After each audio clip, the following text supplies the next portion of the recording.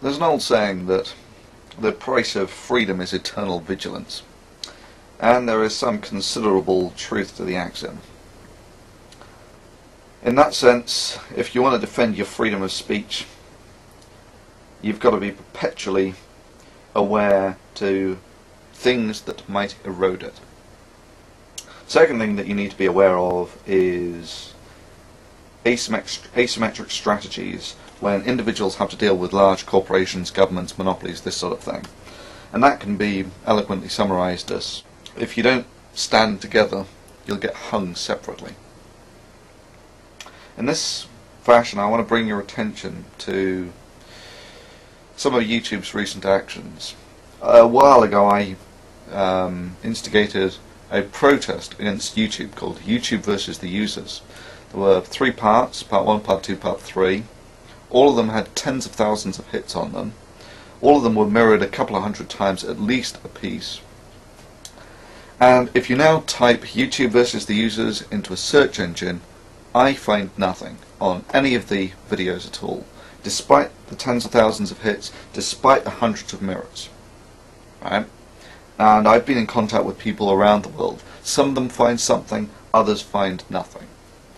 And I find that exceptionally disturbing. Firstly, and it's almost a direct Orwellian rewrite of history. And that's pretty distasteful stuff. Secondly, it shows an intent on the part of YouTube that they are willing to manipulate the system to their benefit. Now, many of you will say, well, where's the problem? They're a company, they can do whatever the hell they want.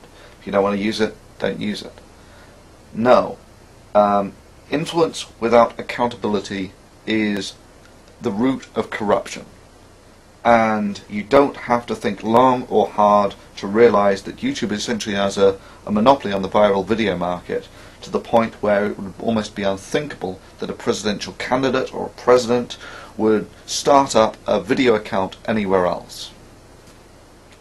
And let me paint this scenario that whichever presidential candidate says that will give YouTube the most latitude for freedom is the one that YouTube algorithmically promotes or demotes the other guy. You can see that influence without accountability is the root of corruption, and YouTube has demonstrated that it is willing to manipulate the system to its own advantage.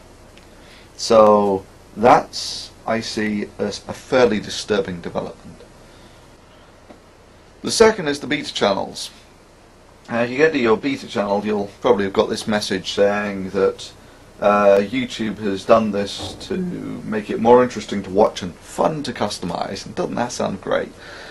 Well, that's obviously bullshit. In that the beta channels have been almost universally unpopular, to the point where when YouTube tried to introduce them a few months back, the backlash essentially forced them to delay the introduction of the beta channels by 2 months, and now they've done it on a rolling schedule to not generate so much of a backlash. But again, the beta channels are still almost universally unpopular. So why would YouTube hoist something like this on their users? And in interpreting YouTube's actions, I make the assumptions that they've got a lot of smart people working for them, and even though they're losing money today, this is actually part of a plan to make money tomorrow, and I see these beta channels as part of that. Now, if you actually compare the old style channels to the new ones, the main difference you'll find is on the old style channels there was only one video you could watch on the channel page. Everything else took you away from the channel page, where you got into this sort of video, almost random distribution of videos that you could go to. And that's mostly how people navigated the system. That's what made it interesting, was this sort of random walk through viral media. If you now compare that to the beta channels, what you'll find is it's now almost impossible to leave the channel page. That virtually everything plays on the channel page. And you'll also notice that virtually all the ratings have gone. Right? Now you compare that to a commercial video distribution network. This one's Comedy Central. What you've got is you've got your video in the middle, you've got a load of links down the side to videos produced by the same content provider. And you'll also notice that this is similar as well, that if you want to post a comment on this, you actually have to click on a link, which is verbatim what you have on the YouTube beta channels. So the main reason that I see that YouTube has gone over from the old style channels to these beta channels is for the commercial content providers. If you like, the commercial content providers can produce a lot of traffic and produce a lot of money. So YouTube is obviously inclined to service this community more so than the bulk of what made up the body of YouTube previously. And obviously ratings in this sense don't really serve any benefit to commercial content providers, in that if they're actually putting out junk, they want people to watch it. They don't want people to actually see the star rating and know that it's junk and not watch it from there. They want people to watch it irrespective of whether it's junk or not. So this is the main reason that I think that YouTube has gone over to the beta channels, is it's turned what was a system where you essentially navigated randomly through the bulk, through media that was produced by the bulk of the people, YouTube, yeah?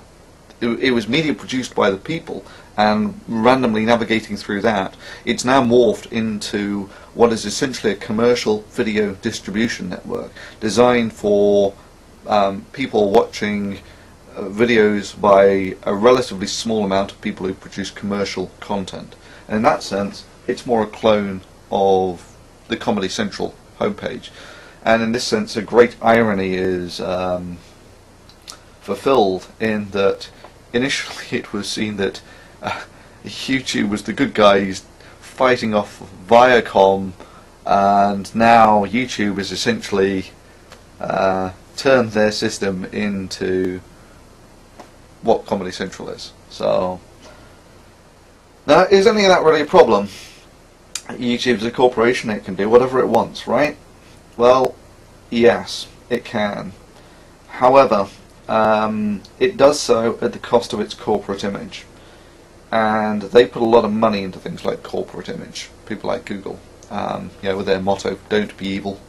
You know, just like Fox News is fair and balanced. Slogan doesn't mean everything, but it's very difficult to reconcile a motto like "Don't be evil" and this sort of action. This is, I would see this as almost an abuse of monopoly, in that, you know, people say YouTube's losing lots of money at the moment. You know, they're losing money hand over fist. No, not really. This is part of a plan to make money tomorrow, in that YouTube can take the loss from Google's funds to improve the system, maintain the servers, etc. Meanwhile, if someone is actually starting up a corporation that is going to compete with YouTube, and they want to produce the same service but make a profit today, they can't really effectively compete with someone like YouTube, who is doing the same thing but taking a loss. And what YouTube has essentially now done is built up a monopoly on the viral market. So it's now almost unthinkable that if a presidential candidate was going to start up a video channel, they would do it anywhere else other than YouTube. And this brings us all back to influence without accountability. So, you know, the main reason I'm doing this is to let people like Google and YouTube know that there are vigilant eyes watching them who